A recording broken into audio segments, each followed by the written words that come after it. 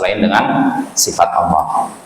Lalu Imam Asy-Syaukani menyebutkan siapa yang bersumpah lalu mengucapkan insya Allah, maka dia sudah membuat pengecualian, tidak ada dosa kalau dia melanggarnya. Demi Allah saya akan datang ke rumah kamu besok jam 8, insya Allah. Kalau ternyata jam 8 tidak datang, dia tidak perlu bayar kafarah. Lalu kata Imam Asy-Syaukani juga, wa man halafa 'ala syai'in far'a ghairu khairan minhu falyaqtil ladzi wa khair wal yukaffir 'an yamini. Siapa yang bersumpah untuk melakukan sesuatu lalu ia melihat bahwa selain sesuatu itu lebih baik, maka hendaknya datangilah yang lebih baik, kerjakanlah yang lebih baik, dan bayarlah kafarat atas sumpah tersebut. Jadi kalau seorang demi Allah, saya akan datang besok jam 8 ke rumah kamu. Nah, setelah bersumpah dia pikir, oh jam 8 besok saya datang ke rumah dia, tapi jam 8 saya mau ketemu dengan seorang donatur yang akan mewakafkan tanah. Datang ke sini, cuman ketemu biasa ke sini, jadi sarana kebaikan. Saya batalkan sumpah saya datang ke orang itu. Nah, ini namanya mendatangi, membatalkan sumpah dalam rangka melakukan yang lebih baik dari itu. Ini yang seharusnya. Jadi datangi orang tersebut, batalkan sumpah tersebut, dan bayar kafaratnya.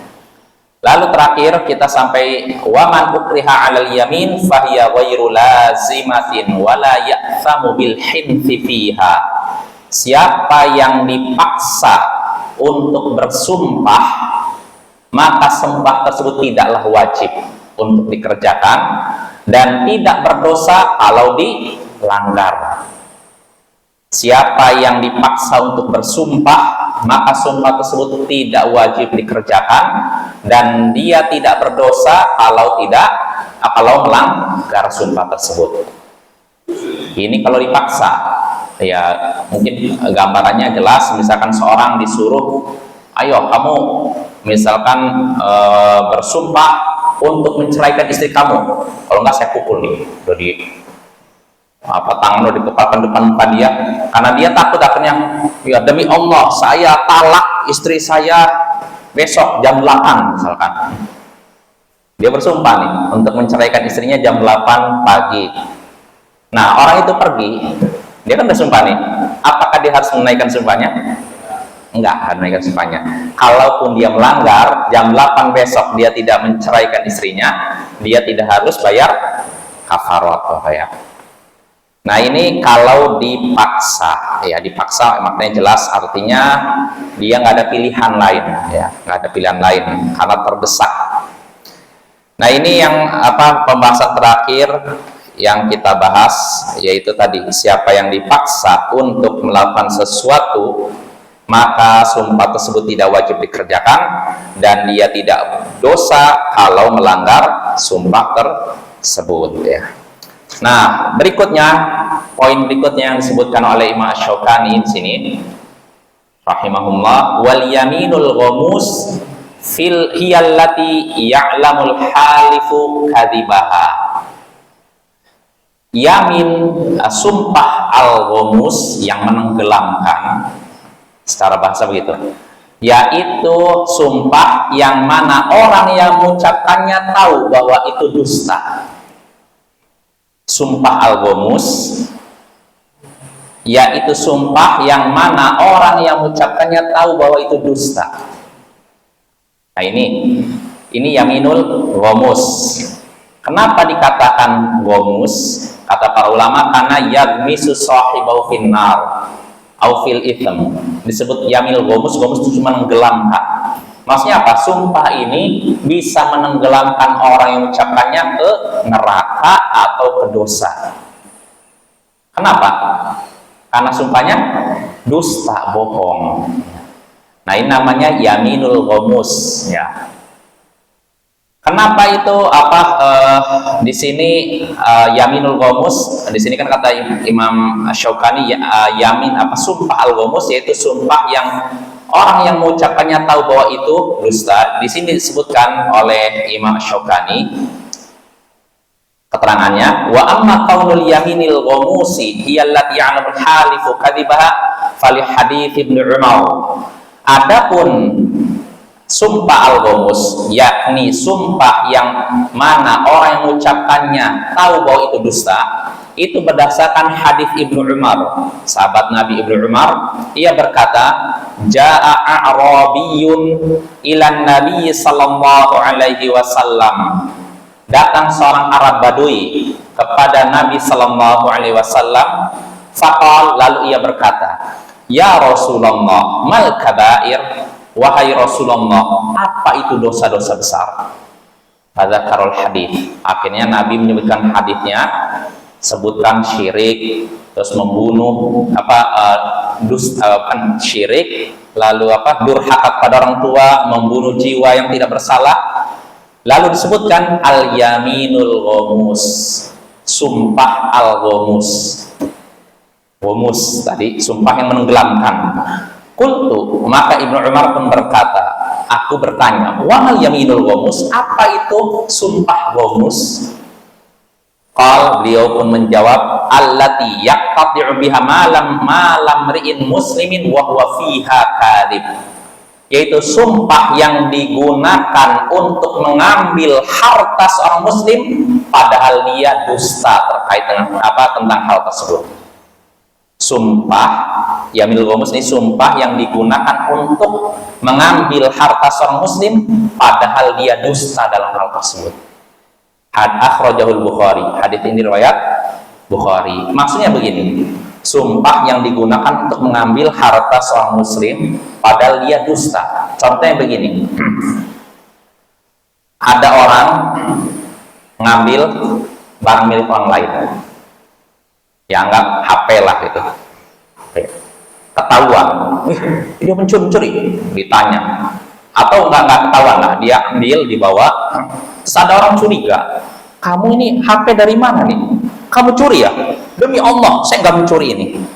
Nah, ini kan dia bersumpah untuk apa? Ngambil haknya seorang muslim, harta seorang muslim. Nah, itu namanya al-yaminul ghamus, sumpah ghamus. Ghamus itu menenggelamkan. Kenapa menenggelamkan? Karena bisa menenggelamkan pelakunya ke neraka atau ke dosa. Ya, ini yang namanya yaminul ghamus. Kesimpulannya yaminul ghamus diterjemahkan sumpah dusta, gitu aja lah. Sumpah dusta ini umum, termasuk sumpah dusta untuk mengambil harta seorang muslim. Bisa dengan mengambil atau dengan minjam, tidak dibalikan. Misalkan begini, seorang minjam lalu ditagih oleh pemilik ininya, orang yang meminjamkan, mana ini misalkan barang yang kamu pinjam kemarin, mana saya nggak pinjam kok, demi Allah saya nggak pinjam. Nah, dia bersumpah dengan menyebut nama Allah untuk apa? Ngambil barang ini, menolak untuk dikembalikan. Nah, ini namanya sumpah al-ghamus, sumpah dusta. Nah, sumpah dusta ini termasuk dosa apa? Sangat besar. Bisa juga.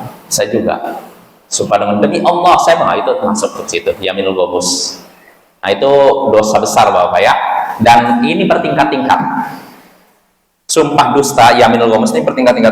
Ada yang artinya tidak satu tingkatan, tergantung jenis tergantung kadar kerusakannya. Makin besar kerusakannya, makin besar dosanya. Makin kecil kerusakannya, berarti makin kecil dosanya. Contohnya yaminul ghamus, sumpah al-ghamus, sumpah dusta. Misalnya begini, seorang ditanya oleh orang lain, kamu kemarin pergi ke Padang ya? Bukan kemarin lah, minggu lalu kamu pergi ke Padang ya? Dia pergi ke Padang, tapi dia berkata, demi Allah saya nggak ke Padang. Demi Allah saya tidak ke Padang. Padahal minggu lalu dia ke Padang. Ini dusta tidak? Nah, ini namanya termasuk sumpah ghamus. Dosa tidak? Besar kecil? Besar. Nah, ini dosa besar kan? Tapi dosanya beda dengan orang yang minjam barang, ketika ditagih, demi Allah saya nggak minjem kamu, sama juga dusta kan? Sama yang pertama, lebih besar mana dosanya? Yang orang demi Allah saya nggak pergi ke Padang, yang kedua demi Allah saya tidak minjam barang kamu, Mana yang lebih besar? Yang kedua. Karena selain dusta, dia mengambil hak orang lain, ya, hak seorang muslim. Jadi sumpah dusta semuanya dosa besar, tapi bertingkat-tingkat tergantung jenis kerusakannya. Makin besar kerusakannya, makin besar dosanya. Makin ringan kerusakannya, makin ringan dosanya. Makin ringan dosanya bukan berarti dosa ringan, ya. Maksudnya gini, semuanya dosa besar, tapi ada yang dosanya sangat besar, ada yang dosa besar tapi di bawahnya lagi gitu. Nah, itu namanya al-yaminul ghamus, sumpah al-ghamus. Nah, pertanyaannya, Bapak, kalau ada orang yang melakukan sumpah seperti itu, dia misalkan ngambil barang orang, ditanya, kamu ngambil barang ini ya? Demi Allah, enggak. Padahal dia ngambil. Dia kan bersumpah dusta, kan udah menyebut nama Allah. Dan kita bahas kalau orang yang melanggar sumpah bayar kafarat. Kalau ini bagaimana? Sumpah dusta bayar kafarat nggak? Kira-kira bayar denda tidak? Bagaimana Ramadan? Kira-kira bayar denda tidak? Kalau ada orang bersumpah dusta.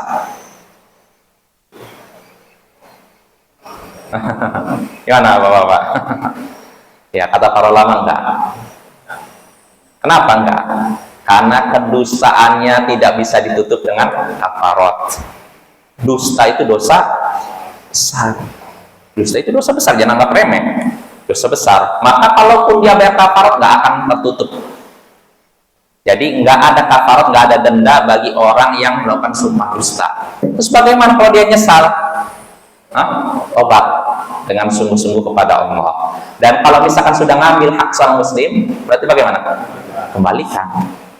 Jadi nggak cukup, ya Allah saya tobat ya Allah, tapi barangnya dipegang terus. Nggak bisa seperti itu, ya. Kalau hak seorang muslim harus dikembalikan.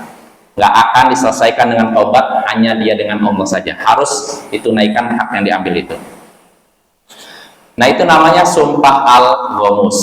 Ya, kita lanjut, selesai.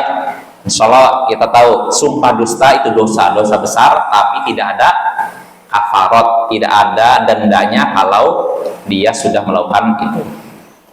Lalu berikutnya kata Imam Asy-Syaukani rahimahullah, wala mu'akhadzata bil-lagwi.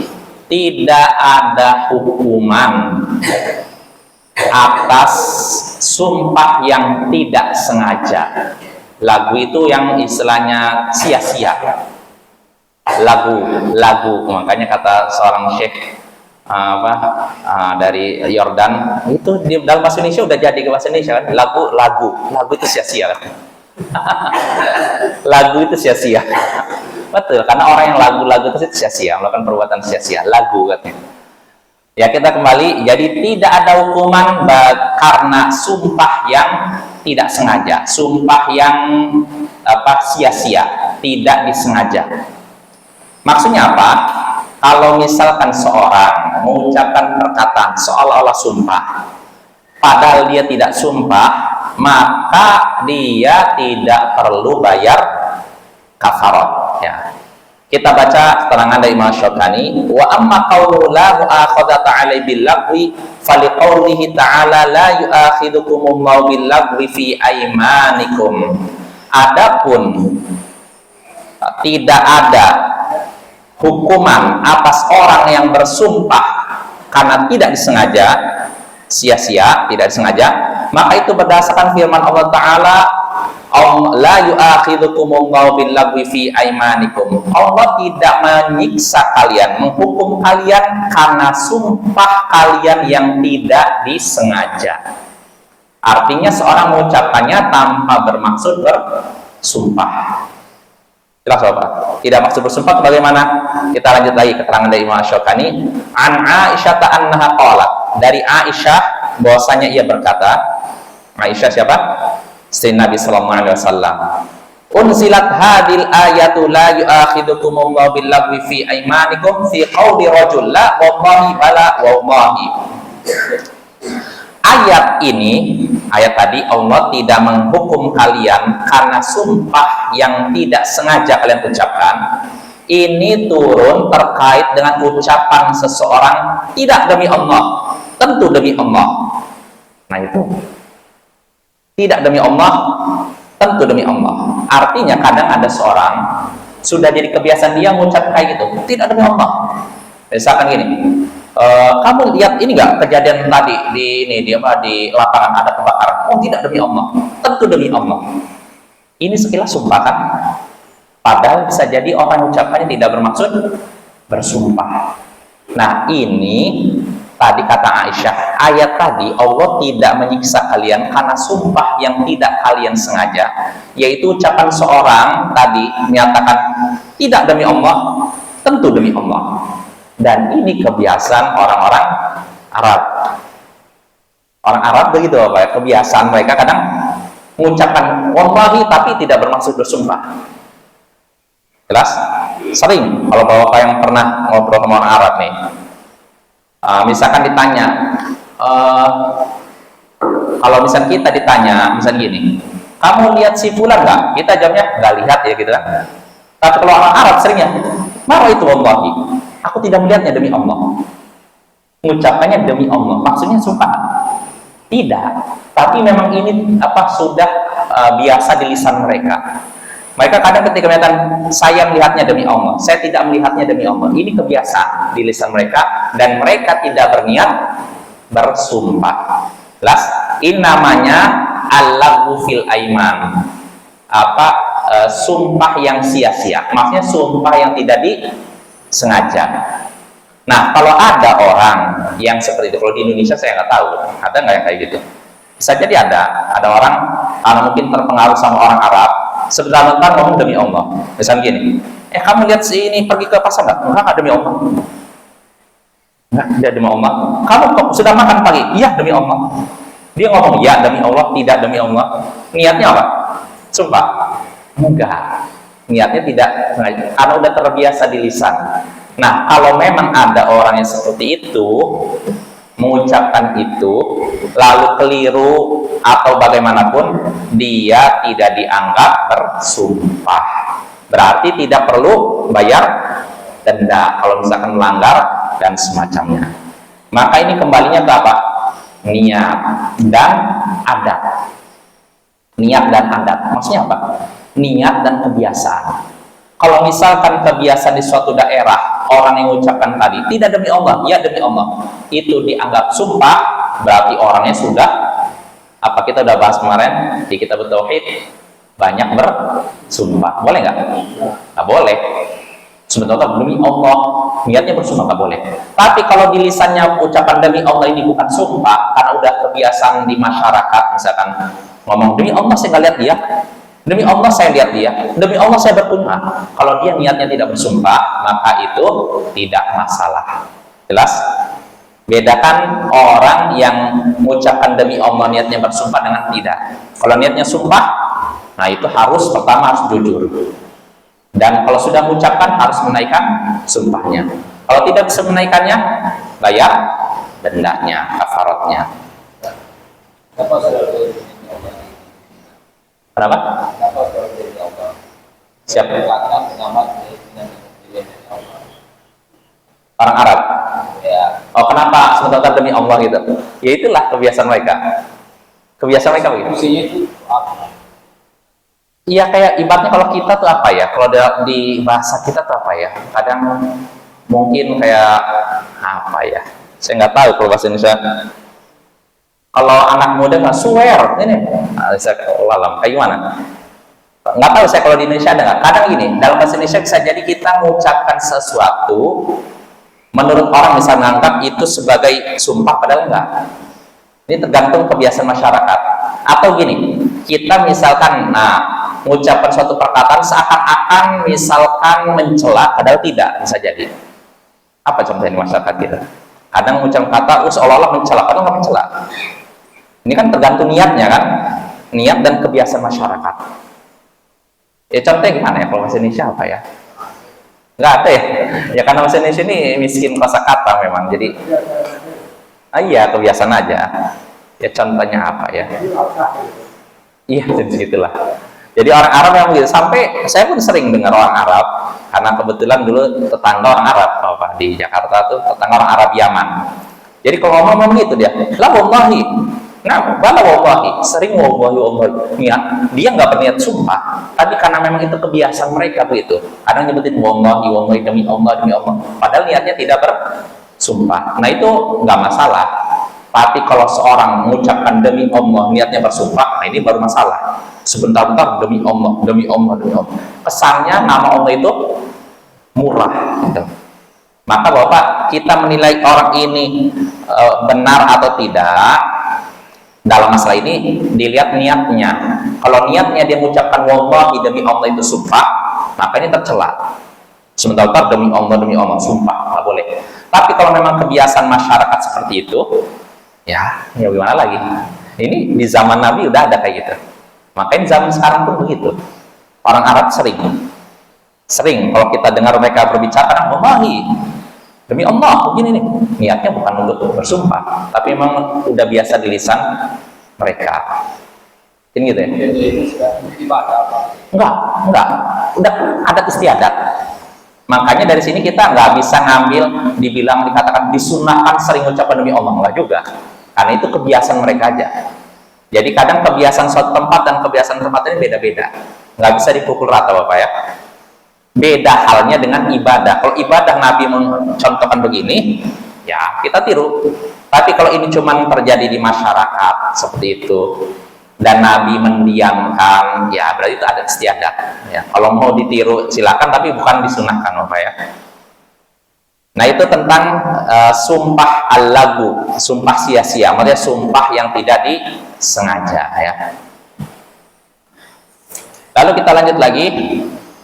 Berikutnya yang disebutkan oleh Imam Asy-Syaukani, nah ini terakhir, bukan sebelum terakhir. Wa min haqqil muslimi 'alal muslimi ibrari qasami. Di antara hak seorang muslim terhadap muslim lainnya yaitu menunaikan sumpahnya. Nah ini di antara hak seorang muslim terhadap muslim lainnya yaitu menunaikan sumpahnya. Maksudnya apa menunaikan sumpahnya? Mana Ramadan? Di antara hak muslim terhadap muslim yang lain menunaikan sumpahnya. Ya bayangkan gini, saya sama Ramadan gini. Demi Allah Ramadan, kamu harus, misalkan saya nyediakan makan nih. Nyediakan makan satu piring. Dia makan cuma setengahnya aja. Lalu saya berkata, demi Allah kamu habiskan Ramadan itu. Demi Allah kamu habiskan itu. Jangan disisakan. Ini namanya sumpah, saya sumpah kan? Tapi sumpahnya untuk dia. Bukan saya yang melaksanakan, tapi dia yang melaksanakan. Maka di antara hak seorang muslim terhadap yang lain, dalam pas ini Ramadan hendaknya menghabiskan makanan itu karena saya sudah bersumpah memintanya apa? Habiskan. Jelas? Nah ini termasuk hak seorang muslim terhadap muslim yang lain ya. Apa dalilnya? Nah Imam Asy-Syaukani menyebutkan dalilnya itu hadisnya dalam Sahih Bukhari dan Muslim ya.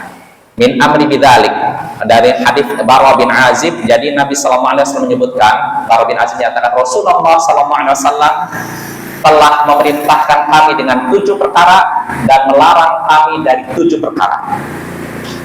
Rasulullah memerintahkan kami, memberikan perintah pada kami dengan 7 perkara dan melarang kami dengan 7 perkara. Apa saja 7 perkara?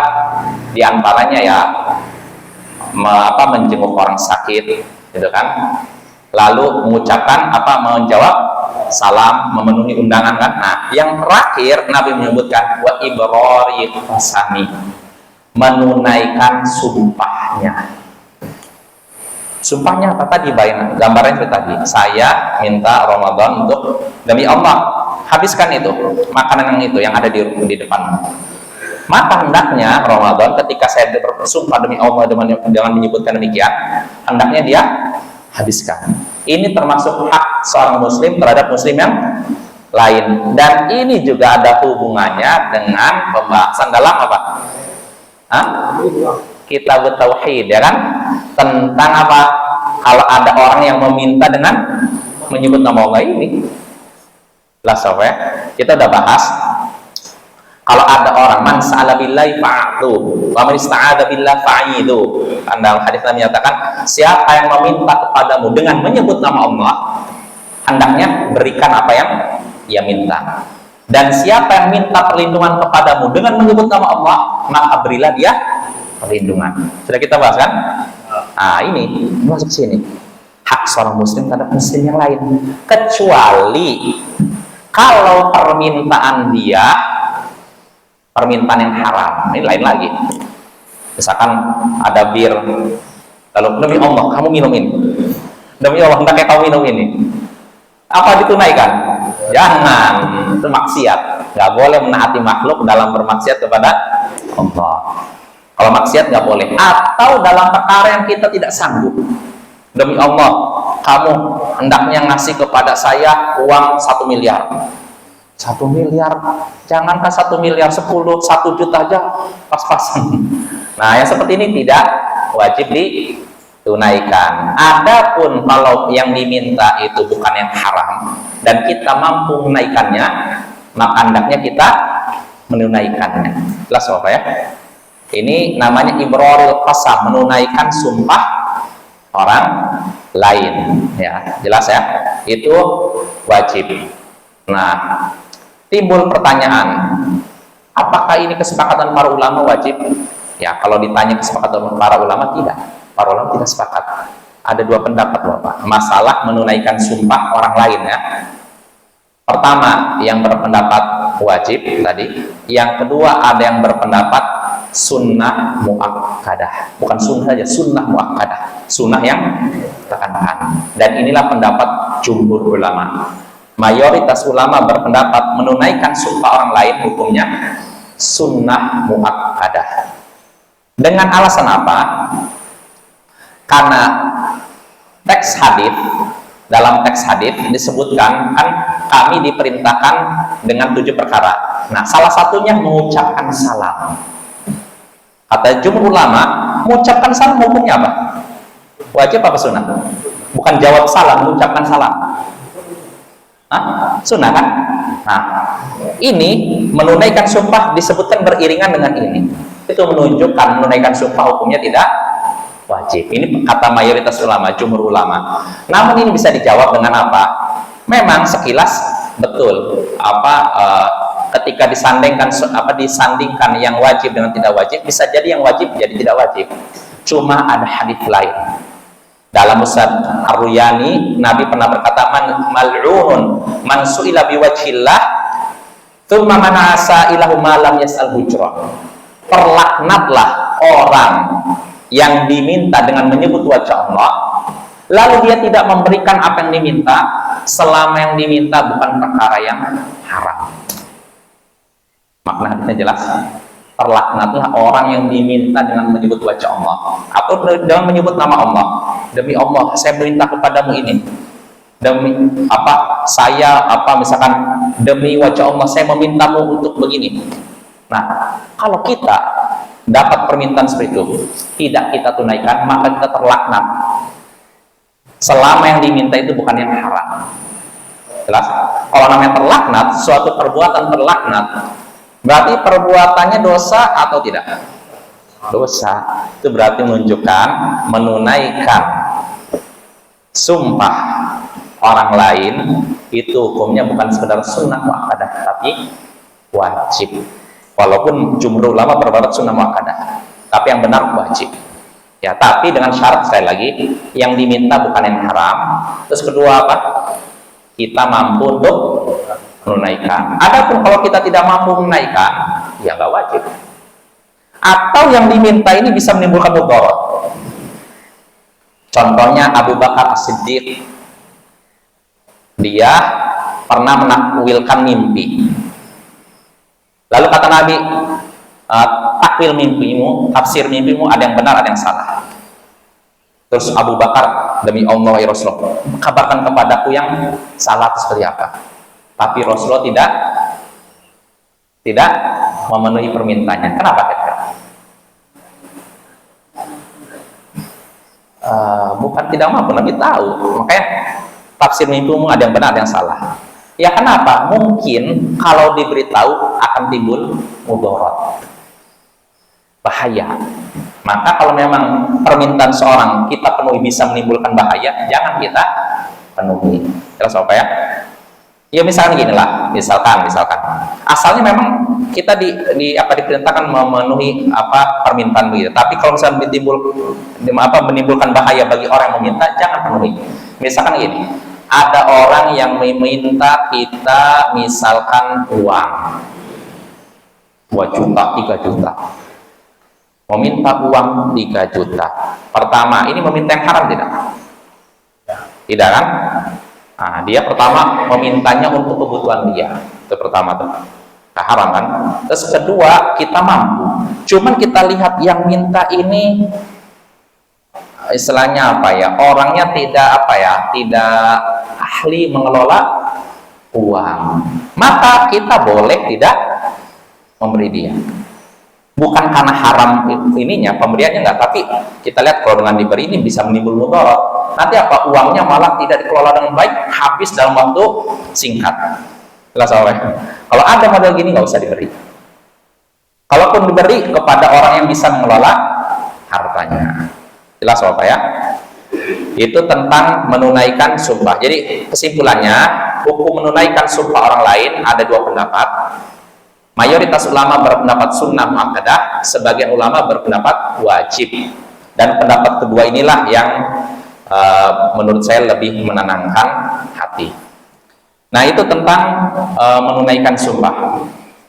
Lalu berikutnya, pembahasan berikutnya yang disebutkan oleh Imam Asy-Syaukani, wa kaffaratul yamin hiya ma dzakarahu Allahu fi kitabihil aziz. Kafarat sumpah, denda sumpah adalah yang Allah sebutkan dalam kitabnya yang mulia, yaitu Allah sebutkan dalam surat Al-Maidah ya, walaki akhidhukum bima aqadtumul aiman. Allah sebutkan Allah tidak menyiksa kalian karena sumpah yang tidak disengaja, akan tapi Allah menyiksa kalian karena sumpah yang kalian sengaja. Fakafaratu, dan kalau misalkan membatalkan sumpah, maka kafaratnya it'amu asyarati masakin min awsati ma tut'imun. Maka kafarat sumpahnya memberi makan 10 orang miskin dari makanan pertengahan makanan yang biasa kalian berikan kepada keluarga. Au kiswatuhum, atau 10 pakaian kepada orang miskin, au tahriru raqabah, atau membebaskan budak. Faman lam yajid, siapa yang tidak sanggup ini, tidak sanggup memberi makan 10 orang miskin, tidak sanggup memberi pakaian 10 orang miskin, tidak sanggup membebaskan budak, fasiyamu thalathati ayyam, maka hendaknya puasa 3 hari. Nah ini ya, ini sudah kita bahas sering pada pertemuan sebelumnya. Selesai kita dari Kitabul Aiman, permasalahan tentang apa? Sumpah. Nah sekarang kita masuk pembahasan berikutnya, yaitu Kitabun Nadri. Kitab tentang nazar. Nazar dalam bahasa Indonesia sudah jadi bahasa Indonesia nazar. Nazar yaitu bersumpah dengan menyebut nama Allah dan biasanya mengaitkan dengan sesuatu. Misalnya demi Allah saya akan umroh kalau saya sembuh dari penyakit ini. Demi Allah saya akan memberikan sedekah sedekah 1 juta rupiah kepada orang miskin kalau anak saya lulus kuliah. Ini namanya nazar. Mengaitkan suatu amalan dengan kejadian tertentu. Nah itu ya? Itu nazar. Dan nazar sudah kita bahas hukum asalnya makruh. Ya, bahkan sebagian ulama dia mengatakan haram. Yang benar makruh. Kenapa makruh? Karena Nabi pernah ditanya tentang nazar, innahu la ya'ti bi khair. Nazar itu tidak mendatangkan kebaikan. Wa inna ma yustakhraju bihi minal bakhil.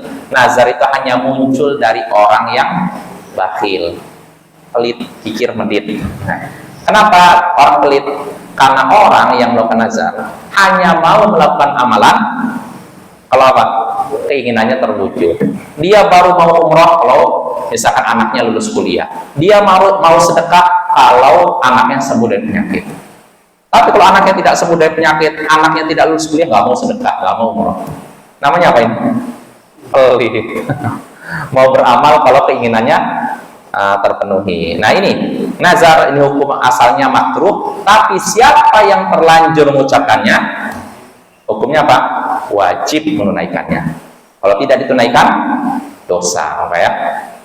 Nah itu nazar. Kita baca penjelasan dari Imam Asy-Syaukani. Kata Imam Asy-Syaukani, innama yasihhu idza batagha bihi wajhallah fala budda an yakuna qurbah wala nadhra fi ma'siyatillah. Nazar itu hanyalah sah jika menginginkan wajah Allah. Jika orang yang mengucapkannya menginginkan wajah Allah, artinya ikhlas, ya. Tidak boleh nazar kepada selain Allah. Pada apa contohnya? Kepada penghuni kubur yang ada di zaman Imam Asy-Syaukani di Yaman, Bapak, bayangkan. Zaman dulu dan mungkin zaman sekarang ada orang datang ke makam keramat lalu berkata, wahai fulan wa syekh fulan, saya bernazar kepadamu kalau anak saya ini sembuh saya akan memberikan begini. Nazarnya bukan kepada Allah tapi kepada penghuni kubur. Nah ini di zaman Imam Asy-Syaukani ada seperti ini. Maka Imam Asy-Syaukani memberantas itu semua di Yaman, tapi tidak berhasil. Masih apa Pak? Masih banyak. Di Yaman ini perlu kita ketahui banyak ulama-ulama besar bermunculan. As-San'ani, Asy-Syaukani, banyak. Tapi nggak berhasil membersihkan Yaman. Baru di abad 20 lah Yaman agak bersih. Lewat jasa Syekh Muqbil bin Hadi Al-Wadi'i. Sepertiga Yaman mengenal dakwah sunnah lewat beliau. Padahal di zaman dulu sebelum Syekh Muqbil ada Imam Asy-Syaukani, Imam As-San'ani, Al-Wazir, Ibrahim ibnu Al-Wazir, ulama-ulama besar, tapi nggak bisa membersihkan Yaman. Banyak sufi, banyak khurafat, banyak syirik merajalela. Padahal mereka ulama besar kan? Ya tidak apa-apa, ya kan? Itu menunjukkan Allah memberikan karunia kepada siapa yang Dia kehendaki. Nggak mesti ulama besar pengaruhnya besar. Kalau kita bandingkan Syekh Muqbil dengan Imam Asy-Syaukani, mana kadar keilmuan yang lebih tinggi? Imam Asy-Syaukani, Syekh Muqbil di bawah, tapi berkah dakwahnya ternyata lebih besar Syekh Muqbil. Seperti Yaman mengenal dakwah sunnah lewat beliau. Bahkan murid-murid beliau bertebaran di seluruh dunia.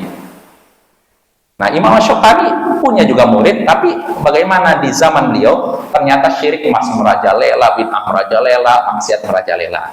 Maka Bapak, tugas kita hanya berusaha. Hasilnya serahkan kepada Allah. Kita sampaikan kebenaran semampu kita. Nanti orang terima atau tidak urusan mereka dan Allah, karena kita tidak tahu. Bisa jadi yang kita sampaikan sekarang belum diterima, ketika kita meninggal baru diterima, ya. Jadi kita cuma bisa ikhtiar. Habis waktunya ya, mungkin cukup ya. Insya Allah pada pertemuan berikutnya kita lanjut lagi ini tentang apa, kitab Ad-Durrul Bahiyah. Kita masuk kitab baru, yaitu kitabun nazar, kitab tentang nazar.